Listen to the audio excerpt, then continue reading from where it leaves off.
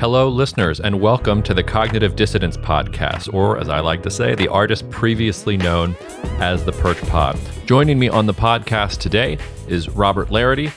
Rob is the founder and chief investment officer of Cognitive Investments. He's also the director of research and a partner at Off Wall Street. We're going to try to do these sort of weekly roundup podcasts where he and I just check in about markets and about geopolitics every week. I can't promise that it'll be every single Friday of the year, but we're going to try to do as many weeks as possible. Let me know how you find this podcast. Rob and I had a really fun time with this first conversation. I think it's going to be a really informative piece of content going forward. But as always, we would love your feedback. Thanks for Rob for taking the time.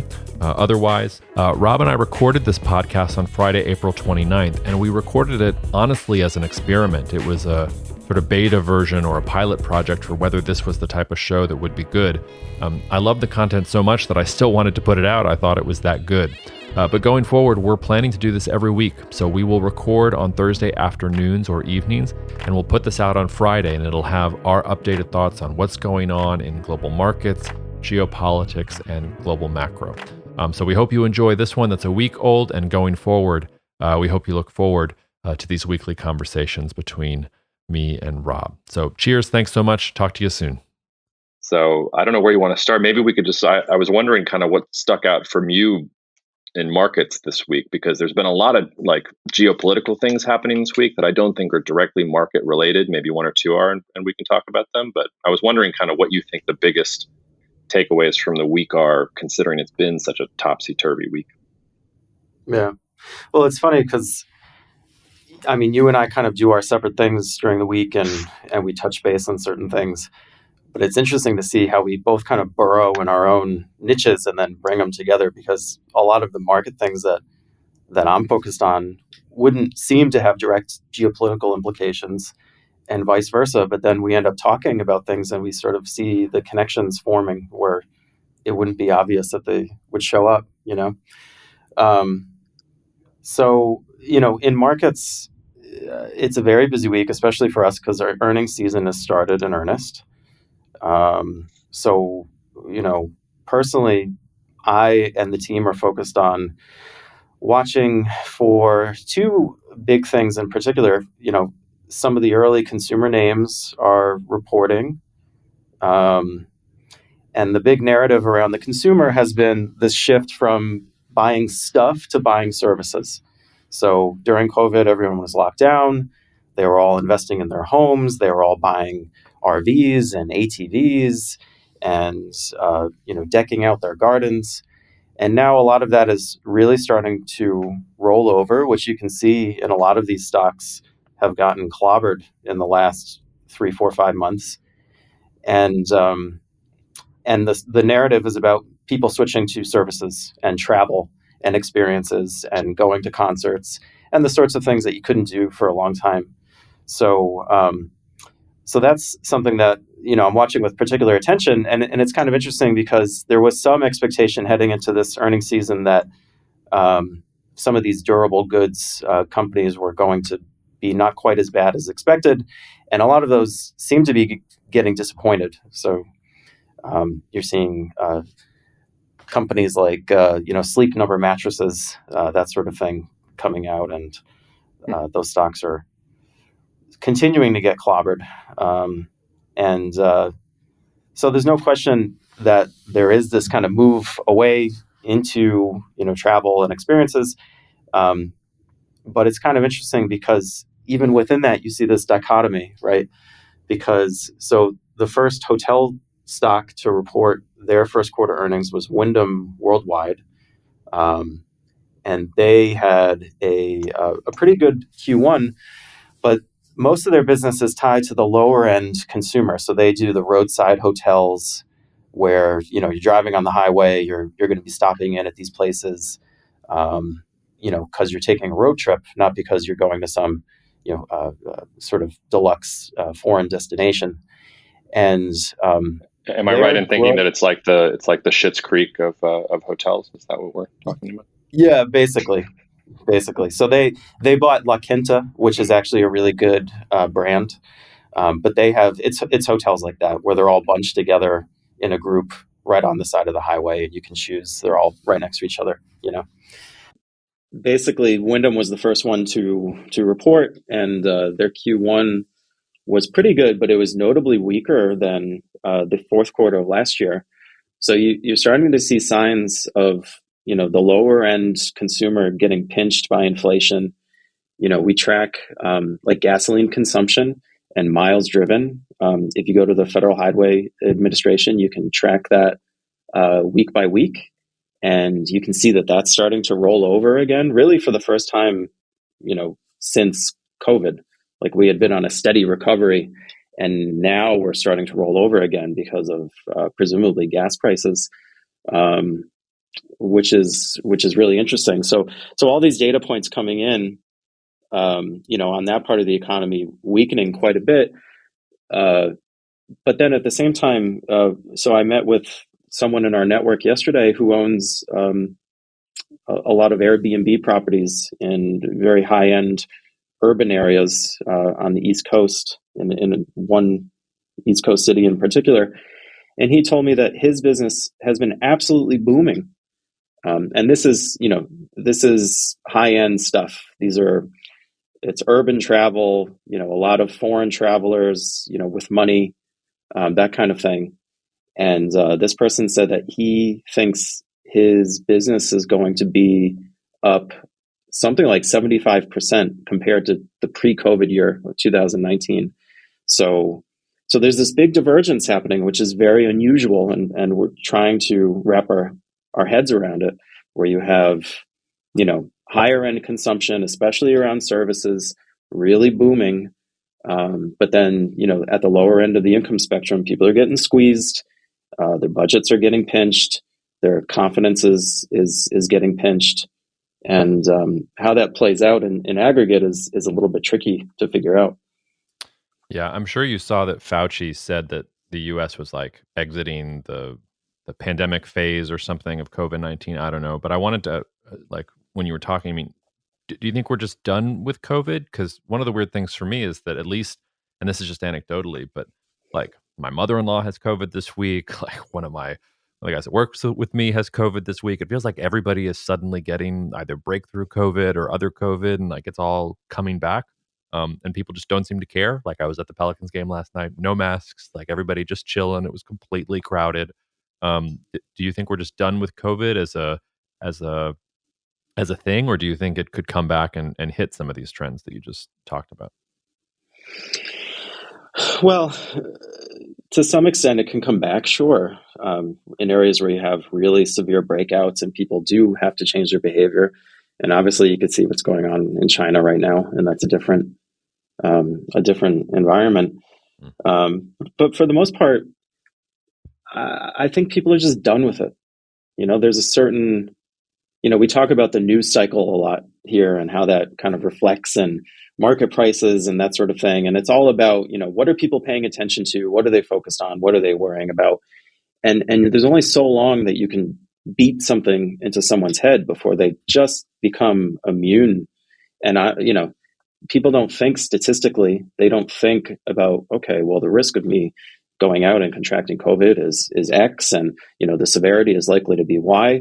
Human nature is to kind of gloss over that and have an emotional approach to things, and I think that's what we're seeing is, people are just done, and unless there's a real step change in something, which doesn't appear to be very likely, I think that has to be the working assumption going forward.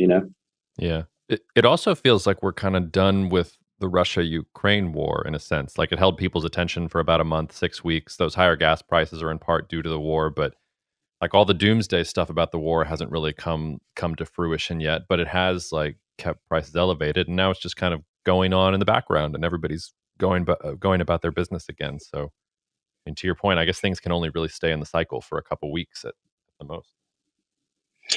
Yeah. And when the war first broke out, you saw base metals and gold explode in price. And since then, the assets that have been falling back and digesting are the ones that had the initial bolus the most. So look at gold, for instance. Gold, briefly spiked up above $2,000 an ounce when the war first broke out, and since then it's just been digesting, working off that oversold or overbought condition. And similarly for oil, you see a big spike and then sort of this retracement that's been playing out as the world takes a collective breath and adjusts. And, I think that's probably, it's a good mental model to apply for all of these things, because just because something is in the news cycle and all over the headlines, it's about the second derivative. Markets adapt pretty quickly. People adapt pretty quickly, especially now that people are becoming used to having to adapt to major situation-changing events on a regular basis, because the world is going topsy-turvy. If the second derivative is negative, then markets and attention will begin to decline, I think. Yeah, it's funny too, because I was talking to I thought I was talking to a Polish contact today, and it turned out I was walking into a video podcast that I wasn't prepared for, so I looked like Art Garfunkel on the broadcast or whatever. But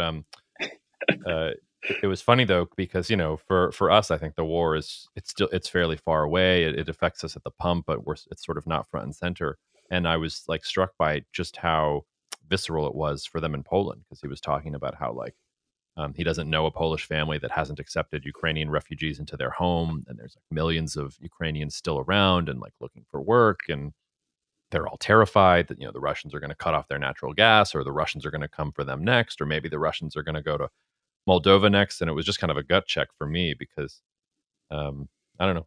I guess it's the benefit of being separated from the oceans. But for those that are like near Russia and Ukraine, I mean, the war is still just as present, if not more so, than it was before. But I think markets and the West in general, it's just kind of we've acclimatized ourselves to it, I guess. Yeah, I mean, that's as you've pointed out recently, talking about Latin America in your piece. That's part of the benefit of just being away from all of this stuff, physically separated. It's funny. My wife, who is French, she always points out. She says, "You Americans, you're so oblivious about what's going on in the world. How could you be so ignorant? You're so just wrapped up in your own continent." And I always say to her, it's because we're just physically removed from everything. And it's not just the United States. Like if you go to Brazil, for example, Brazil is very inward focused as well. It's not nearly as global oriented in what it pays attention to as many European countries are, like France, who they have to pay attention, because you never know when the tanks are going to be rolling over the Northern European plain, right? It's funny you say that, though. Well, it's funny you say that for two reasons. The first is, last weekend, or last Friday, we're going into the weekend, and I'm thinking about Macron and French elections and Le Pen and all this other stuff. And first of all, doesn't that just feel like an eon ago? Like it just feels like it happened almost a year ago, even though it was just last week. And for a second, I was really afraid Le Pen was going to be able to pull a rabbit out of her hat. But it's also funny because one of the things I noticed this week was that Brazil, and specifically the economy minister there, was talking about how the Europeans are interested in reviving the free trade agreement with Mercosur, which has been dead ever since the French said they didn't like how Bolsonaro was treating the Amazon, which was code for they were afraid that Brazilian agricultural exports were going to hurt French farmers. But they have to virtue signal like sort of appropriately. But it's funny you just brought up France and Brazil, because that was one thing that happened today that caught my interest. It's interesting too, because the Brazilian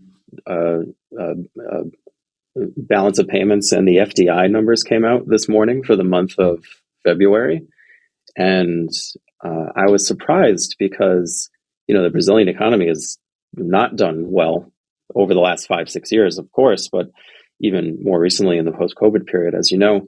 But the FDI, the foreign direct investment, over the last 12 months has really started to turn upward, which is a little surprising and more positive than most people, I think, are assuming. Yeah, no, I mean, I think Brazil's the center of gravity in Latin America, but I mean, both anecdotally and in some of the consulting work that I do, I mean, it's everybody's thinking about Latin America now. It's just about finding the right places, and it's hard to find. If Argentina is going to continue to be a basket case, like there's not really a whole lot of options on the table if you're trying to think about Latin America.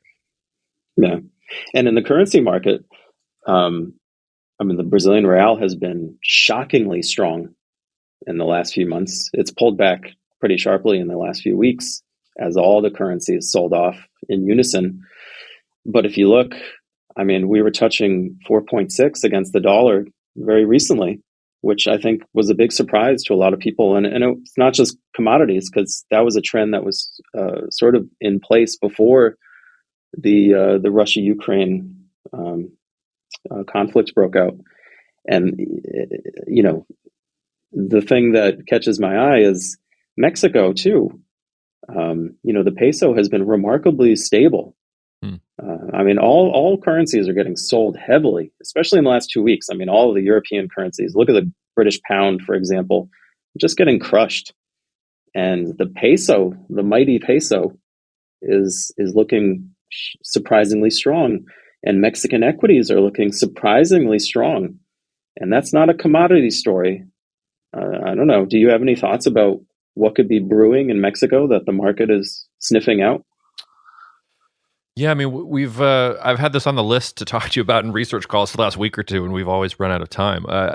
No, I think I'm getting increasingly more interested in Mexico. You're right that it's not a commodity story. To the extent that Mexico has commodities, they're actually really bad at it. Their oil sector is bringing the economy down, not bringing it up, because of years of just sort of bad bureaucracy and bad management and bad policy and you name it. But if you're an American company and you are nearshoring because you can't afford to just reshore, nobody can afford to bring everything back. Mexico's a really nice place to go. And there are a lot of concerns with Mexico, but I think the other thing that has happened is that the sort of aura, I don't think it's an aura of invincibility, but the aura of sort of fear around President AMLO, I think people have started to realize that the president has no clothes anymore, that he has sort of, shot his shot. He's done what he was going to do. He doesn't have the supermajority in Congress anymore. There's still things he's going to do that are going to be sort of bad for business interests and things like that, but he's only going to be around for another couple years. And there's really nobody who's going to take up the mantle from him that I can sort of see on the horizon. So you take away all that political risk, you have all this interest in nearshoring or reshoring.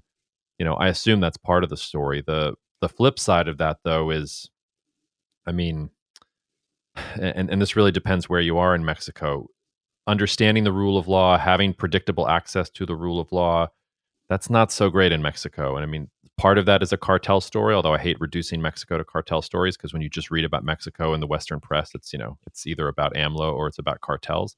But some of that's very operative. You can't just throw a dart, you can't just throw darts at Mexico on the map and say, oh, I'm going to throw my factory here. You have to be really, really intentional about where you're going to be within Mexico, because some places really are unstable. And they're also facing a lot of pressure from migration from Central America and the Caribbean and things like that, folks that either want to be in Mexico or are wanting to come up to the US. So those are both kind of concerns. But, the reshoring, nearshoring narrative is there. And I think the AMLO is not everything he was, or that AMLO's power is finally weakening. I think those are both pretty good fundamentals that make people optimistic about Mexico going forward. So as recently as last year, I remember in the Global Situation Reports, you were writing pretty regularly about cartel violence, the rising power of cartels, especially around, was it the police commissioner in Mexico City? I forget who exactly it was, when he was assassinated, and that was a big change from what had come before. Attempted assassination. And that's the thing. You could, at Stratfor, we had a product that was literally just, it was called the Mexico Security Memo, and you could fill it up weekly with all the crazy things that cartels were doing every single week. I usually only put things in our sort of weekly roundup for CI clients. If something, if it's really really big, if it's a change in degree of the violence, or if it's in a place that is different than before, and So, seeing what is cartel the violence. status of that? I'm sorry. What is the status of that now? How would you weigh that? What you had seemed to identify as sort of an underappreciated risk against the other positive developments on the other side that you just spoke about with AMLO and those issues. Well, the thing, like last year, the thing you brought up, I was pointing that out, as you rightly said, because seeing that level of violence in Mexico City was really weird. And that turned out not to be a trend. It just turned out to be kind of a one-off thing. There is a lot of cartel violence raging in Mexico. There's a lot of competition between some of these rival cartels. They're splintering and sort of, claiming territory for their own little fiefdoms. But overall, what I would say is that it doesn't pose any kind of systemic risk right now. It's really more, where are you in Mexico? So like when you're thinking about where you want to be in Mexico overall, if you're a multinational corporation and you want to locate your factory, then you have to be really intentional about where you are, what the local power structures are in the places that you're doing things. And some places are better than others. And the weird thing about Mexico, though, is that the sum is greater than its parts. So yes, you have parts of Mexico that are crazy, that I would never advise, a company to do things in. But as a whole, Mexico is fine, because there are other areas where no, there really is predictable rule of law, and there is good infrastructure, and there is access to the United States and all these other things. So overall, the cartel violence is not preventing Mexico from realizing its potential. I'd also just say, in some ways, it's I'm not an AMLO hater. I think he's done some really interesting things. I think he's done some good things. I think he's done some bad things. He really thought he was going to be able to change the cartel dynamics by focusing less on policing and less on militarization and these things, and more on, he was talking about legalizing drugs maybe, or about reconciliation or forgiveness, working people into the system. None of that has gone according to plan. And now he has this new National Guard that he's setting up, that is supposed to be in charge of police going forward. So in that sense, I think that's sort of a negative indicator. But overall, it doesn't affect Mexico. It's just sort of part of doing business there.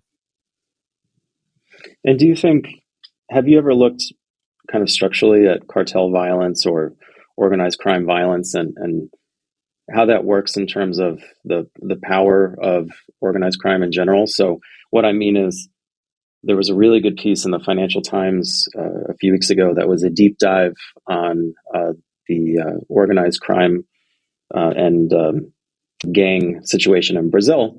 And in contrast to Mexico, it was essentially pointing out that violence has subsided in many areas, because there's a fairly clear dominant gang that has emerged. And they're very well organized, they're very well resourced, they're moving internationally, and all these things.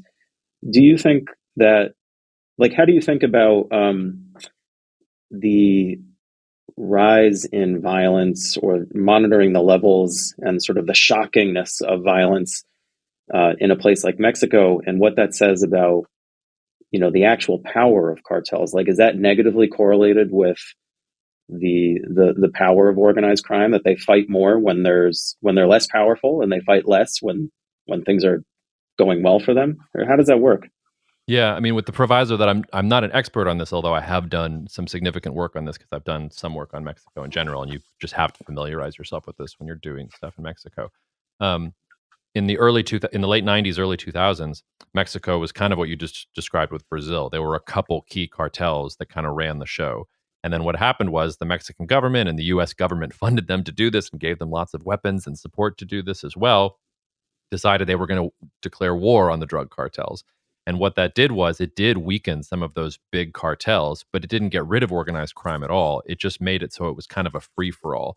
And today's fractured cartel landscape, there isn't sort of this one or two or three big dominant cartel to worry about, but there's all these smaller splinter groups. And it's bad because in some ways, and I'm not trying to romanticize the larger cartel groups here, but those groups were more powerful. So there were certain kind of established norms and red lines that you didn't cross. and a lot, and the attack in Mexico City, the attempted assassination in Mexico City was an example of that. Some of the extreme levels of violence that you see and are other examples of that, where you've got these smaller cartels that are fighting for turf, that are trying to make their name for themselves, that are more violent and breaking the rules and breaking the norms and don't care. And I think that's one of the problems in Mexico, and it's been a failure of policy. And it's difficult if you're the Mexican government or if the U.S. government, because you don't want to say that's okay. You don't want to say, all right, well, let's go back to big cartels. You sort of can't put that genie back in the bottle. But then at the same time, if you just continue to play whack-a-mole, you just kind of make the situation worse. So it's sort of a damned if you do, damned if you don't situation. Mm-hmm. And I want to ask you, not to totally switch continents here, but I wanted to ask you this all week and I didn't get the chance to. So I've been thinking a lot about Iran because I'm reading Herodotus's histories, and incidentally, it's funny how these connections come up in seemingly unrelated things. But I'm also reading the biography of Mark Rich. I told you this, who in the 70s, his first big deal that he struck, the way that he really established himself as an independent commodity trader, was he brokered the pipeline between Iran and Israel. And because Iran needed an outlet that bypassed the Suez Canal. And it just got me thinking about Iran. And I would love to hear your thoughts, because we've talked about this, but not in the last week or two, of what do you think is the dynamic there? Are we really going to see them start to be rehabilitated back into the global system because we need them? Or is that process going to be sabotaged? From my sort of ignorant view, like, I see the amount of potential that they have, and just looking at the position that they've played historically as this great, regional power, and sometimes more than that. And now they're so diminished. How sustainable is that, do you think? Yeah, well, I'll try to answer that question concisely. You have 2 minutes. I have 2 minutes? Okay, that's good. First of all, I'll say they're diminished in some ways, but in other ways, they're not diminished. Like, if you go into like one of the last trips I did before the pandemic, I was in Uzbekistan. Like, it was Persian culture that people were like gravitated towards in that part of the world. So like Iranian soft power is very, very strong, and the cultural norms that come from their previous eras of being a great power, like it's all still there. I'll answer your question first by just sort of noting what the countries around Iran are doing right now. So for me, one of the things on my list, this week on my list, was Erdogan going to Saudi Arabia and talking about how he wants to have brotherly relations with Saudi Arabia going forward, which, listeners probably don't know this. That's a huge deal, because Turkey and Saudi Arabia have basically not been talking to each other ever since the Saudis dismembered Jamal Khashoggi in their consulate in Turkey. And Erdogan really didn't like that. And then the Saudis imposed a boycott on all sort of Turkish exports. And it's been really, really chilly ever since then. And the only reason not the only reason, one of the key reasons for Turkey and Saudi Arabia to make nice is if you're worried about Iran. Now, I've talked to a lot of Turks and a lot of Iranians who say, no, Turkey, Iran, we can be friends, we can be pragmatic. There's nothing in their history that says that that's going to hold. These guys are usually competing with each other, and the Kurds and the Arab groups in between them are usually the ones that get used as the pawns in sort of that bigger competition. So I think when you're looking at what's happening in the region, some of these regional realignments, I think, are worried about Iran doing exactly what you're saying, which is becoming a part of the global system, getting some of that economic wealth, being able to project political power in more typical ways because they're not so isolated.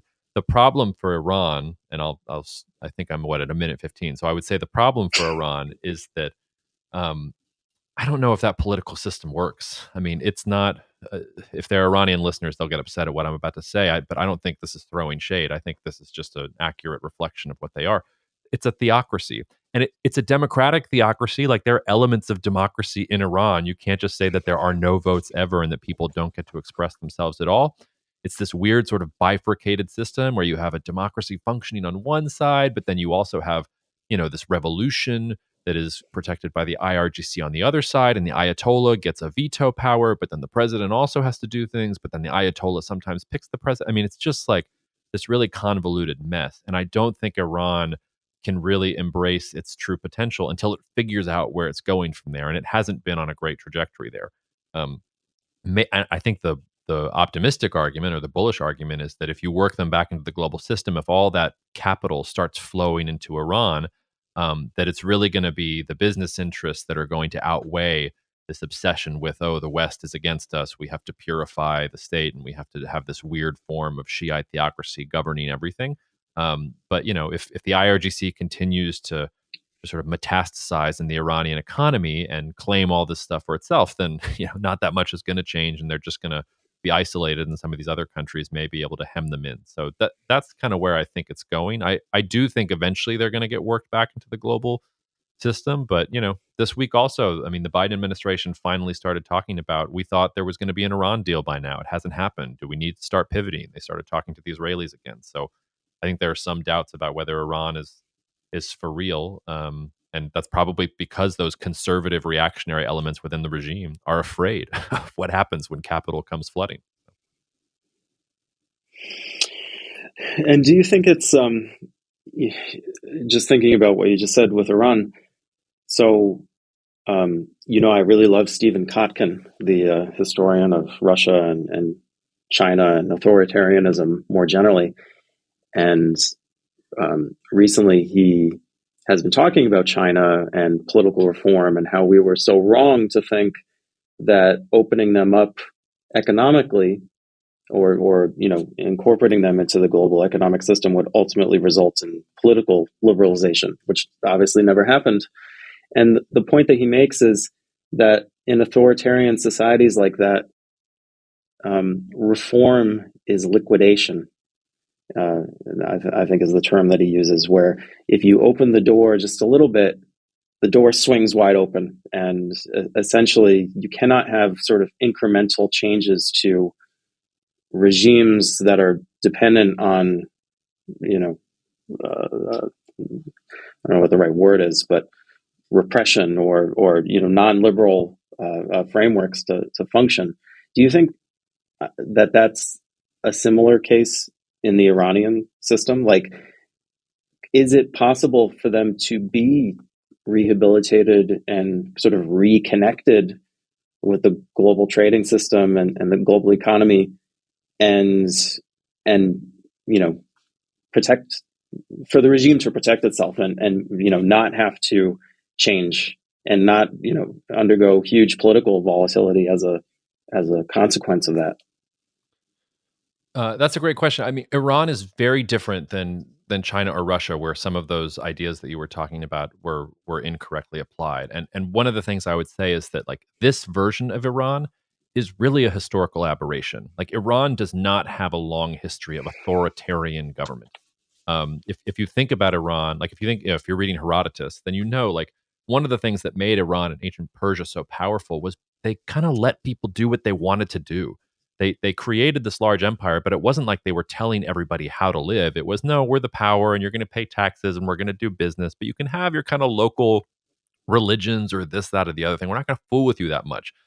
They were much, and that's one of the reasons their culture and their language and their commerce was able to spread through such a large area, and why the remnants of that soft power is still there.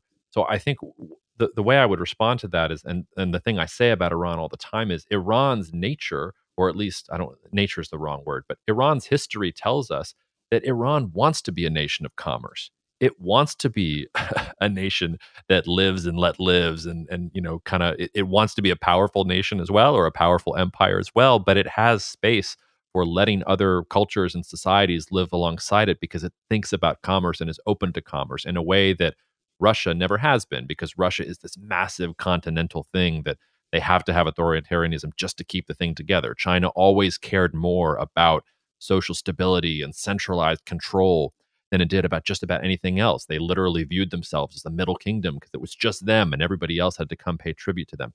That's not Iran. Iran wants to be out in the world doing things.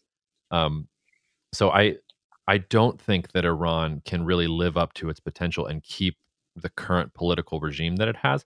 I also don't want to just be one of these white American dude bros who's like, well, here's what Iran really needs. It needs to like liberalize and all this other stuff, because like half the reason Iran is the way it is because the CIA was doing that and propping up, the Shah and all this other stuff, which was really self-defeating. And I think in some ways what happened in Iran is a result of U.S. meddling and Western meddling in Iran in the first place. But I think you're exactly right. And I think one of the reasons Iran has struggled so much is because it has this kind of bipolar disorder in its government itself. You've got this religious establishment that has a tanglehold or a toehold on power right now and wants to keep it and is trying to acquire more and more of it. But then you have the traditional business classes who they were cool with the revolution at first because they thought it was a path to money, but now they're, well, I can't do what I want to do and I can't make money and this is preventing me from doing things. And yes, I have national pride, but at a certain point, this is too much. The victory of that class is what's going to happen within the overall structure. And I mean, I'm rambling a little bit, but the last thing I'll say is that, Iran wouldn't be pursuing the nuclear deal and normalization if it wasn't coming from the highest levels. So the Ayatollah's on board with this. So he must see that he must imagine that there is some way to try and have his cake and eat it too. But that's going to be very difficult because I think the more foreign capital you let in, the more you kind of let freedom go, the less the IRGC and some of these reactionary elements are going to be able to control things. Which it's very hard in a country like Iran to control things. This isn't like China, so that's I agree. I mean, I scribbled down what you said about reform is liquidation. That's going to be a really tricky balance for Iran to go forward with, and for the Iranian people, I hope they figure it out. I mean, having complete liquidation of some of these structures is not a good thing, kind of in the net, So here's the thesis, and totally, I want you to rip this apart and tell me why it's wrong, because you understand the history of Iran much better than I do. But is Turkey a potential model for how Iran could manage this? So for example, like the traditional view is, okay, if you liberalize and the commercial aspects of society get more wealth, they're going to have more power, and they're going to naturally gravitate to a more liberal regime, and that's going to be the liquidation part, as we talked about. But if you look at a system like Turkey, they seem to have bridged that fairly well, right? So if you look in the 20s, when Turkey was first really in its early rapid development stage, it was very driven by the center, very state driven. You needed to be connected with Ataturk and his crew to do business. And I guess it's still like that in Turkey. Like Erdogan, everyone criticizes him for doling out contracts to his cronies and construction projects going to the guys who are well placed and towing the line and who are in his good graces. But that's kind of the model there, and it has been for a long time.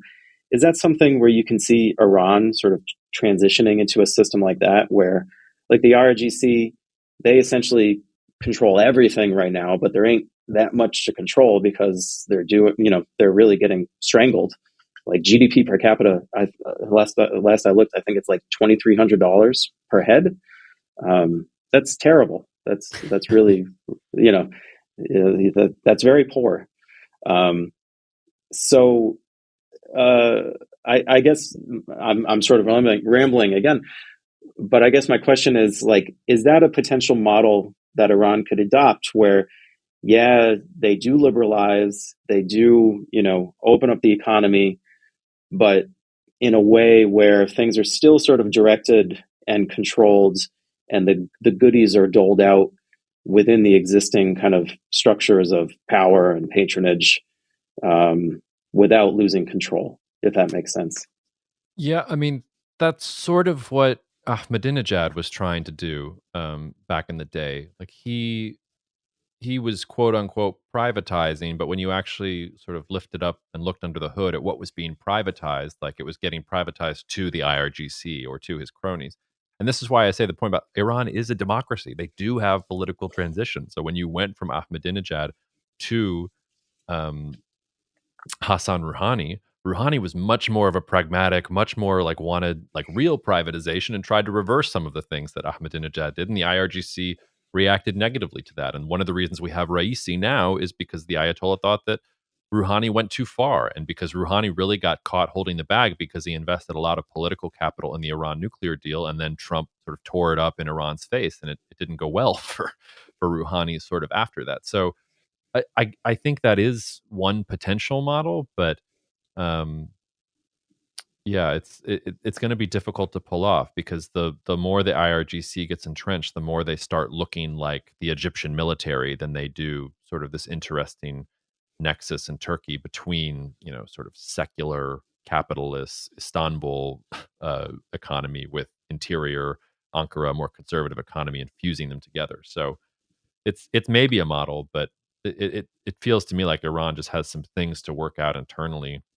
before it's going to be able to do kind of what you're talking about. And that's in part because and I guess, I mean, the buck ultimately stops with the Ayatollah. So maybe I'm not giving Iran's authoritarian system enough credit, because maybe the Ayatollah really can balance between the IRGC and the Iranian government and the businessmen and things like that. But, the Ayatollah is also really old.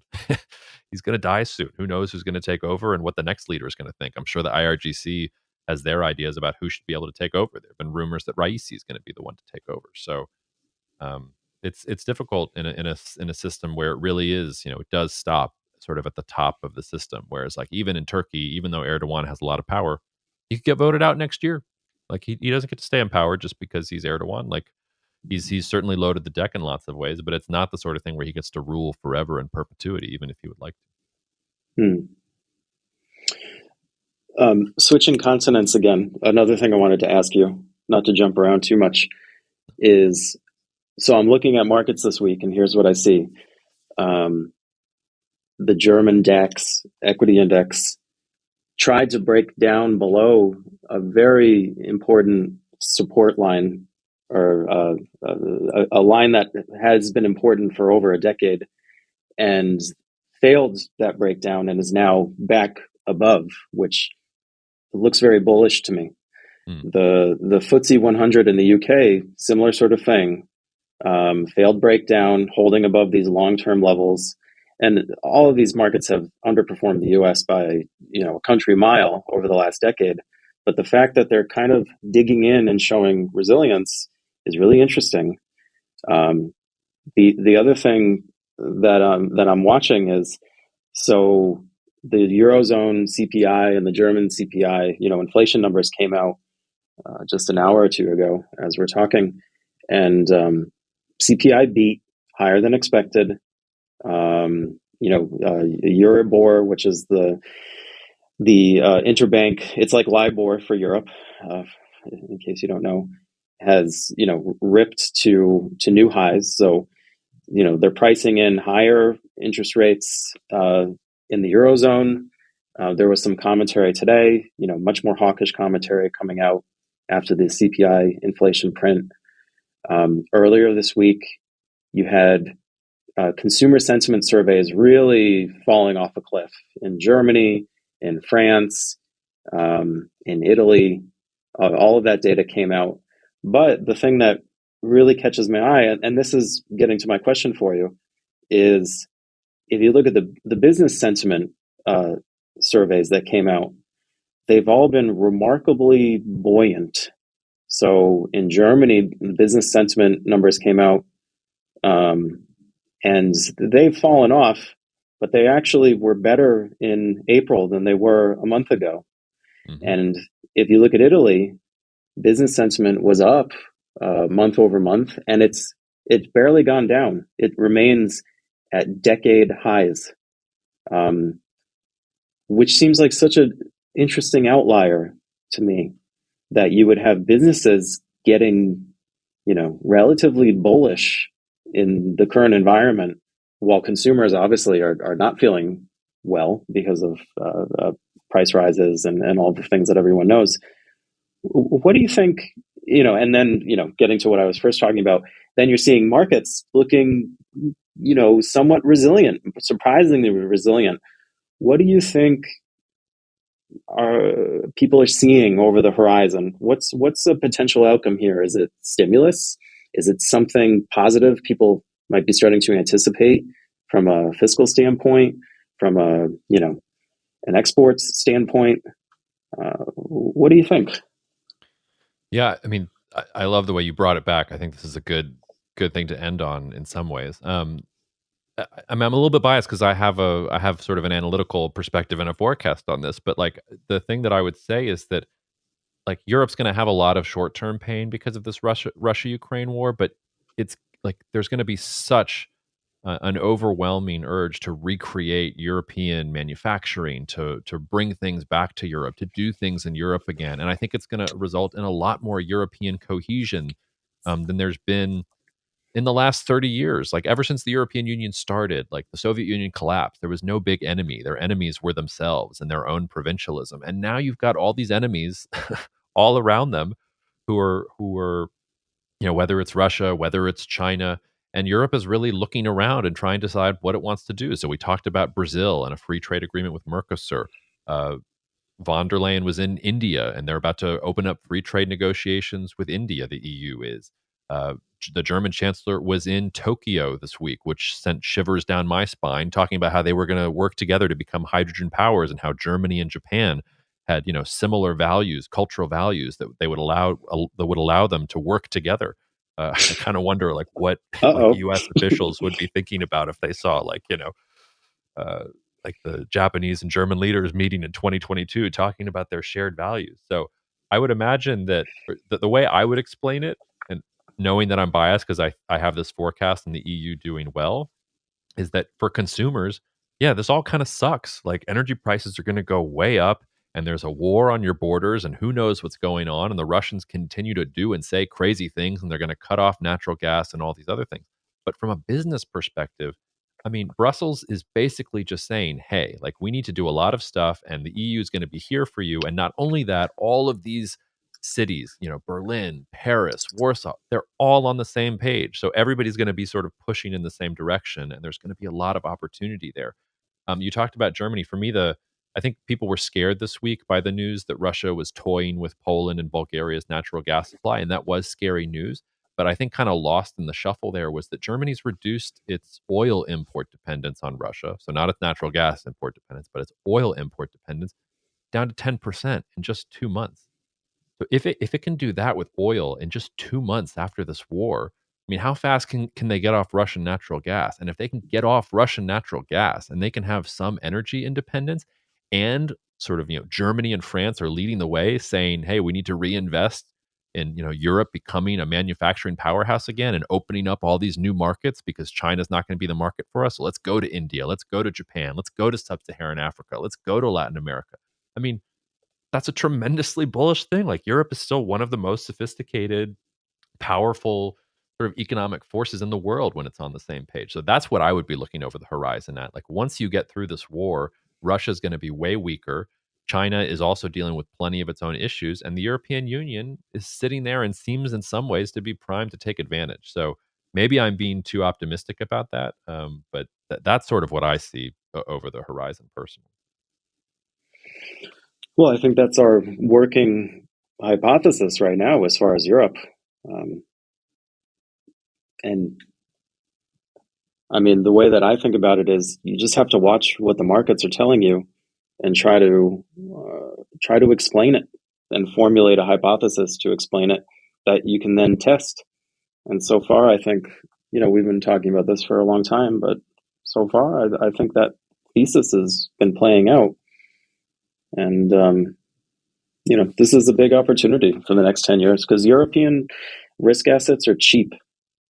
And they're especially if you look at something like, I know the UK is a different kettle of fish, or fish and chips, maybe I should say. But, the UK market is extremely cheap, and continental markets are extremely cheap.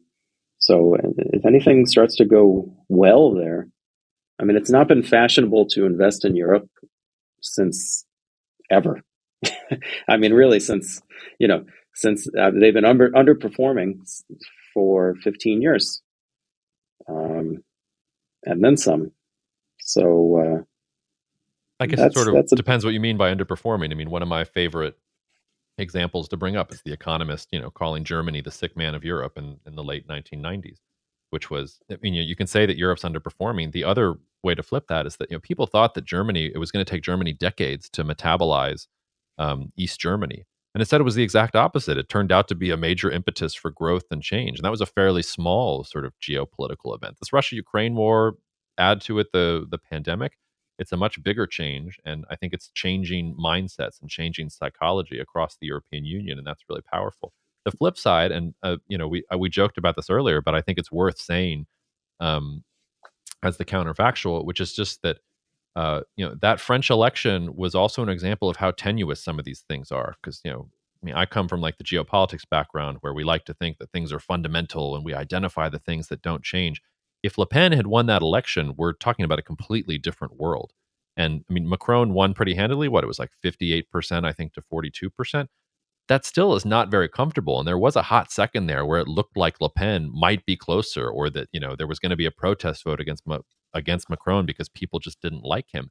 And if you had France flip, that would have really changed the narrative here. And that had everything to do with just where French voter sentiment was at the particular time. So there is that kind of long-term track, and it was nice to see France confirm that arguably the second most important power, maybe the most important power in the European Union, was still on board with the European project. It was nice to get that confirmation, but it was also a reminder that these things can change very quickly. So things are good right now, but if we get to a year or two down the road and Europe is still squabbling over things and is not able to take advantage of this crisis situation, maybe then it's a different thesis. But right now, I mean, things look good to me. I don't know how European countries don't just look at what's going on and really change the way they've been doing business. And like I said, that'll be painful for the next year or two, but beyond, it should be a major impetus for growth and change. Mm. Well, our friend Marco would disagree with what you just said, I think, and say that it's the median voter that really is going to determine what happens, regardless of which personality happens to win the election, right? Yeah, I mean, I probably veer too much on the side of that things can change. But in some ways, it's if the median voter was never going to go for Le Pen, maybe there is something to that theory in the end, that there was never really, that maybe Le Pen never really had a chance. I'm really curious about. I mean, in France, it would be really interesting if they would put somebody up who represented those ideals, whose last name was not Le Pen. I mean, that family. I don't know if listeners have know anything about the Le Pen family. I mean, especially Jean-Marie Le Pen, who was sort of her predecessor, the father, I think. I mean, some really out there noxious views, and in some way, when I talk to people in France, I mean, I was there around 2017 when the last election was, and people were just like, yeah, I mean, the Le Pens are gross. Like, we don't want anything to do with them. But I do think there's something in that populist, anti-European sentiment that does appeal to the French voter. And if they put up somebody who didn't have all that political baggage, maybe they would have a better chance at unseating a centrist like Macron. But I think the Le Pen effect also kind of covers up some of that to some extent. Well, not to go too far down this, but it's interesting to think about how quickly not only can things change, but the perception of them changes. Because I remember, what was it, 2005, when The Economist had that cover about Germany, and unemployment in Germany was at 5 million. And so the narrative was, oh my God, what a basket case this country is.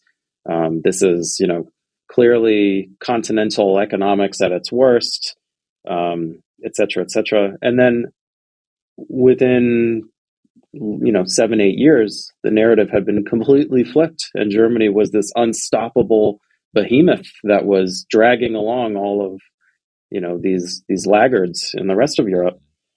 And I find that really interesting from an investment standpoint, and this is something that we've harvested a lot recently, because we've talked about, I mean, just this week we were talking about perceptions of China and how it's considered uninvestable. And earlier we were talking about Turkey and how, there's this perception of Turkey as being this. People just hate Turkey. They hate Erdogan and what he's doing. Right thinking, economist reading, financial market participants really don't like Turkey at all. And I find that really interesting. And I think that's a source of persistent opportunities because,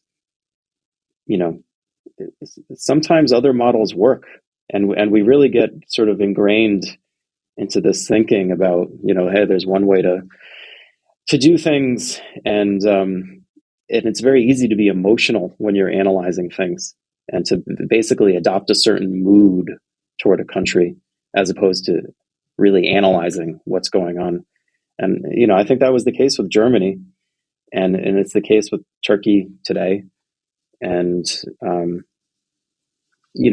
just thinking about Europe, most of the capital in the world is controlled by people on the East Coast of the United States, and they have a certain view of the world. And in that view, Europe is sort of funny in some ways. Hey, look at their ridiculous rules, and they're so sclerotic and all of this. But those narratives can change very quickly, and I think that's something that I'm really focused on, is identifying what causes people to change their mind about a country, both in the case of Europe and in the case of Turkey. Because Turkey, I don't think the perception can get any worse.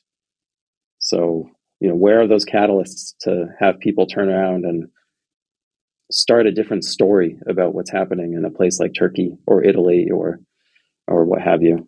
That's or China. Maybe a way to close our first chat here is to say, we were talking about China earlier this week, and apparently all it takes is for Reuters has this report that China is going to host all the big tech companies and sort of let them know that the government helps them, and the crackdown that the West has been reporting about isn't as severe. And like Chinese equities and markets have had this big bounce. Which is mystifying to me. I can't believe you would read a report in Reuters and then want to go buy like a Chinese index fund because you think, oh, now the government is going to support these tech companies. So I don't know. Maybe we'll see next week where it goes, and if it really is just like ping ponging all over the place. Because to your point, like everybody says China's uninvestable until Friday morning, and Alibaba's up 10%. I thought it was uninvestable. What's going on? Well, I guess that's a good way to close it. Is my mentor and former boss, Mark Roberts, who was one of the great short sellers of the world, he always used to say, what we do, forget about all the numbers. That's all. It all is very important, but at the end of the day, what we do is 100% psychology and understanding human beings and how they perceive and act in relation to what's going on, and that's that's why the opportunities are there. We're not algorithms, and you see these sorts of things where people are just responding emotionally, and it's not going to change anytime soon, not in our lifetimes. But that's what makes it interesting. And hopefully, Rob, for every week here on out, we'll be here talking about this type of stuff, and hopefully people will like to listen. So I'd say this is a pretty good start. We said we were going to go around the world, and we got a little of Mexico, Iran, Herodotus, the Pelicans, and some Chinese equities to boot. Well, there's a pretty big world out there to cover, so you better buckle up for next week, I guess. Cool. I think that's it. Anything else you want to say to the listeners, Rob? King of Kings? No, I don't think so. I think I'm good. All right, we'll leave it there and say cheers to you all. See you out there. Thank you so much for listening to the Cognitive Dissidence podcast, brought to you by Cognitive Investments. If you are interested in learning more about cognitive investments, you can check us out online at cognitive.investments. That's cognitive.investments. You can also write to me directly if you want at jacob@cognitive.investments. Cheers, and we'll see you out there.